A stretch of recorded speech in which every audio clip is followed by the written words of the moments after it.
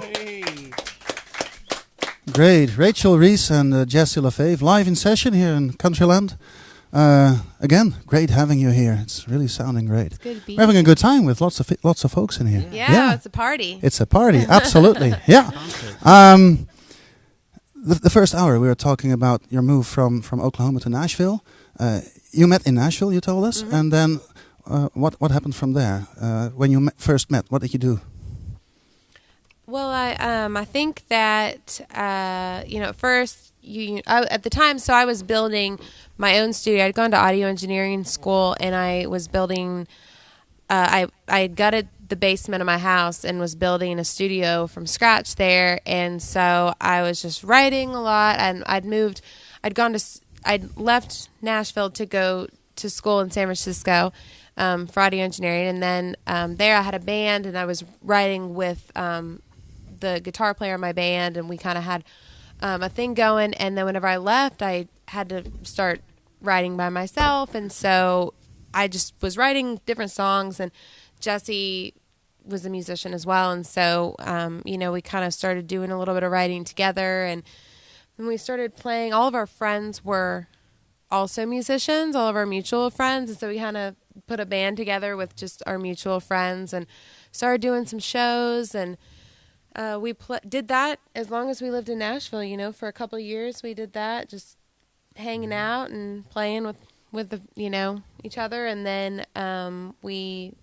moved to Austin, which I guess that's Jesse. Then the move came, Yeah. and then I read Jesse. You moved to Austin, and you started working at the record label there. Yeah, right. And Music so Road. that was the reason for going to Austin. Right. Yeah, in 2014, I guess, October 2014. Jimmy had got his label big enough where he needed some help, because it has a lot of artists on it. Sam Baker, Kevin Welch, a lot of Texas singer-songwriter. So it was just two of us ran the whole. It's a room about like this. Okay. We're always talking about country and Nashville, but Yeah. Austin is a music city too. Oh gosh, yeah. Tell us about that. Maybe even more so as far as playing out in person. Nashville has all the labels and the managers and the business, but Austin has more venues. You can play every night, pretty much, and people actually go out to the music and pay a cover charge, and it's just a different culture. Nashville's a little more. It's just more business. Okay. I like Nashville too, but I like Austin just a little bit more, I think. And the weather's, it's 300 days of sunshine, so. Okay. then working there, Jesse, you learned a lot of things working for the label, and not just songwriting and singing, but also all the processes that Correct. is involved with becoming an artist, making records, putting up shows. Talk to us about that. What's your path from there? A lot of people think you just go into a studio and record an album and you just put it out on iTunes, but it takes, there's radio promotion that you hire to send stations like this your album, and there's publishing, which is all the contracts, and then there's royalty. It's a lot of spreadsheets. That was something you were studying in college?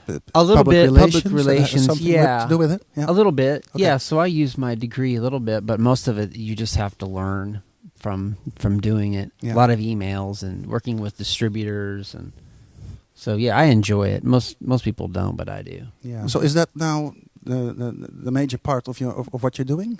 Running your own business? A little bit, yeah. Helping out artists? I do that in Texas also for a couple other artists. One's fairly famous, Hal Ketchum, who was a pretty big 90s star in Nashville. But I also run Cedar Creek Studio, which is where Jimmy and Jerry Jeff Walker, Ray Wiley Hubbard, the Dixie Chicks, a lot of people have recorded some famous albums there. So when Jimmy died, I just took over his studio last year, so I book it and manage it. That's my main job, because it's a lot of work. Absolutely. Yeah, I understand. And during that time, then, let's go to a bit the more recent time. The EP came along, Siren. Mm-hmm. So you were working on that together. Yeah. We heard a song from that in the first hour, right? Yes. So, but now I think there are plans for new material to come out. Yes, we're working on it right now, finishing up. I just did the last of my vocals about 2 days before we left. So yeah, the plan is to get that out. We're looking at maybe a late this year, early next year release. So then we'll be coming back and promoting that, with new material. We've been playing some of it live, but it's it's fun to get in the studio and kind of flesh the songs out and work with all the people that we respect so much. And so yeah, it's always good to have something new to work on. Something new coming along. Well, we're looking forward, of course, to that material coming along sometime next year. Yeah. And of course, we'd love to have you back again then. Yeah. For now, again, thank you so much for being here. It's really exciting having you here in the studio.